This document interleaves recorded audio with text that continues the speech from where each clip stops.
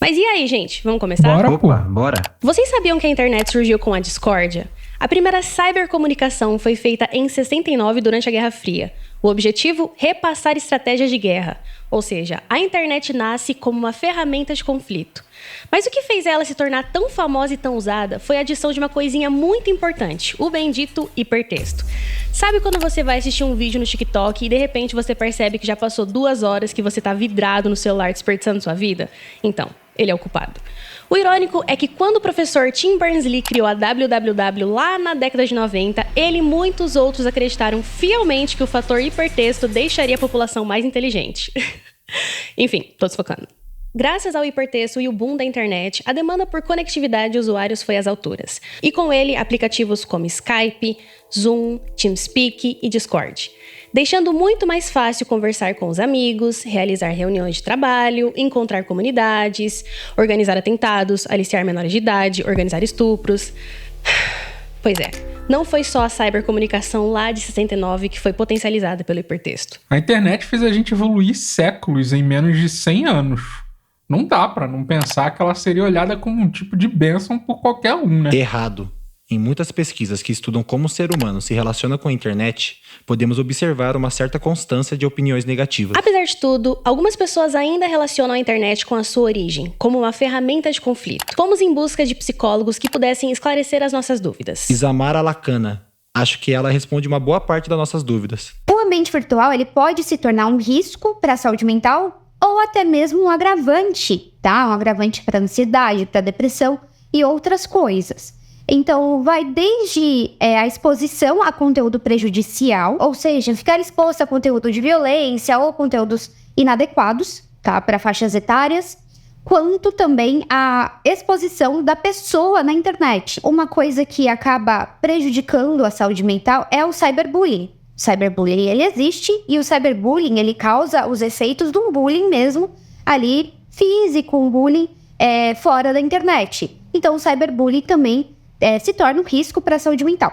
Além disso, a dependência da tecnologia também é um risco à saúde mental. E só socializar na internet, você só ter sua vida na internet pode se tornar um risco sim para a saúde mental. E esses abusos na internet, né, eles podem causar tanto danos psicológicos, como também baixa autoestima e até mesmo isolamento social. Então, quem experimenta esses abusos pode sentir ansiedade, depressão, querer se isolar, não querer se comunicar com outras pessoas, acabar faltando na escola com frequência.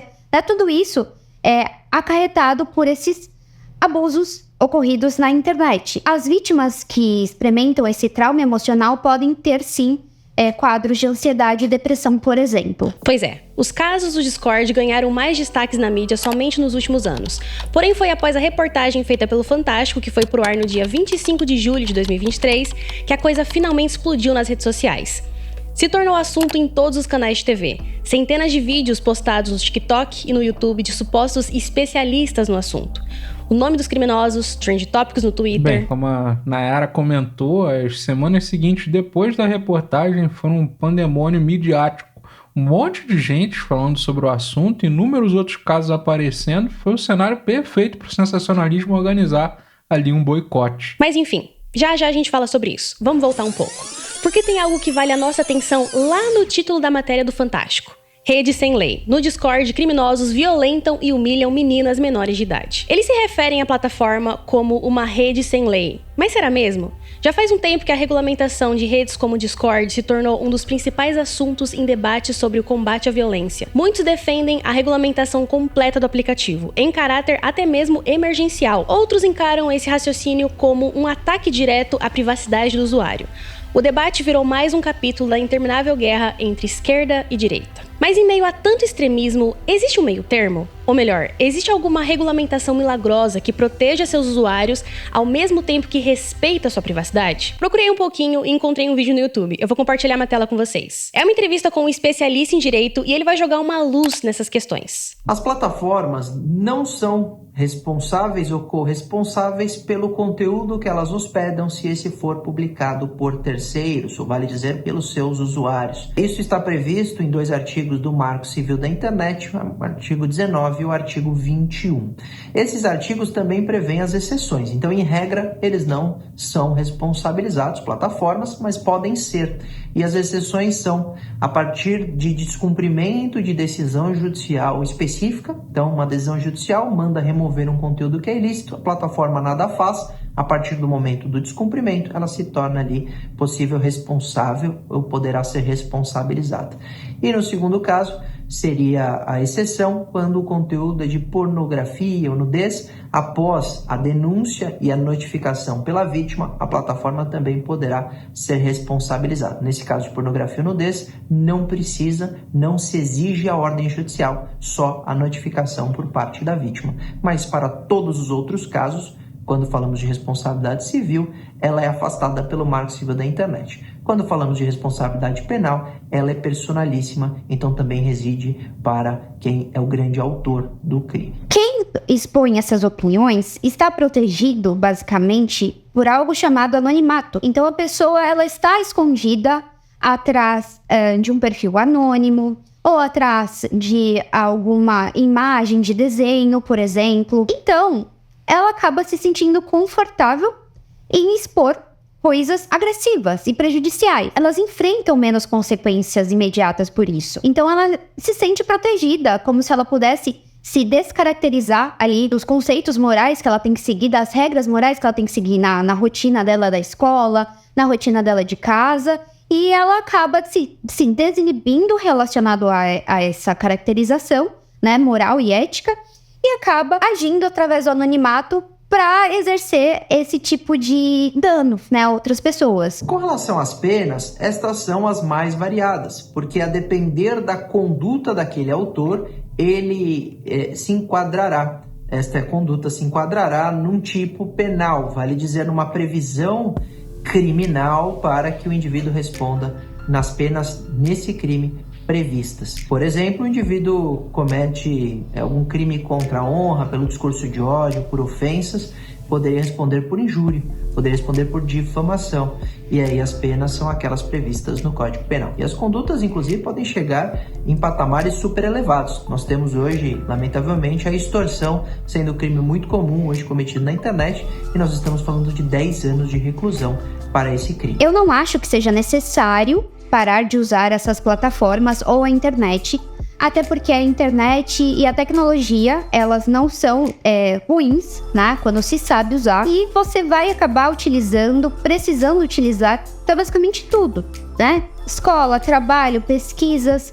A internet, ela é de importância e ela ajuda bastante quando você sabe utilizar. Há a necessidade de estabelecer limites saudáveis na internet. A princípio, é necessário para que a vítima se exclua, né, saia desse meio aí, dessas chamadas panelinhas, desses grupos de Discord que são tóxicos e que são os causadores ali da situação, né, dos danos, que saia e que procure ajuda, tanto dos amigos de confiança, quanto dos familiares, tá? E até mesmo apoio psicológico, principalmente se a vítima for menor de idade, buscar apoio com a família e se cercar de amigos confiáveis para que se possa buscar ajuda. É ideal que se busque a terapia. E a partir da terapia, a depender do tipo de trauma, do que aconteceu e do indivíduo, pode-se iniciar um programa ali multidisciplinar, um atendimento multidisciplinar com outros tipos de profissionais, para que possa ser auxiliado. De fato, quando falamos de regulamentação e internet, isso é complexo. Muitos dizem que o direito sobe de escada e a tecnologia de elevador. Então ela sempre está um passo à frente. Os criminosos também sempre estão, principalmente os cybercriminosos. Então a regulamentação para novidades que ainda não estão presentes no nosso arcabouço legal são necessárias. Recentemente tivemos a regulamentação das criptomoedas, nós tivemos um novo crime de perseguição, né, o chamado stalking. Então, todo momento nós estamos melhorando as leis e ainda precisamos melhorar muito o Marco Civil da Internet, porque é uma lei que criou algumas burocracias do ponto de vista da investigação que está favorecendo a impunidade. Então, sem dúvida nenhuma, o debate sobre leis a melhora nessas leis e também o preenchimento de lacunas de condutas que ainda não são previstas é uma obrigação do Poder Legislativo no Brasil. O cara chamou meu irmão de macaco. Faz um tempo isso. Baixamos o Discord e ele prometia muitas coisas. Não tinha risco real. As pessoas pensam muito isso, que as coisas são diferentes. Até hoje, que existe uma barreira entre o virtual e o real. Não há. Eu aprendi isso muito cedo.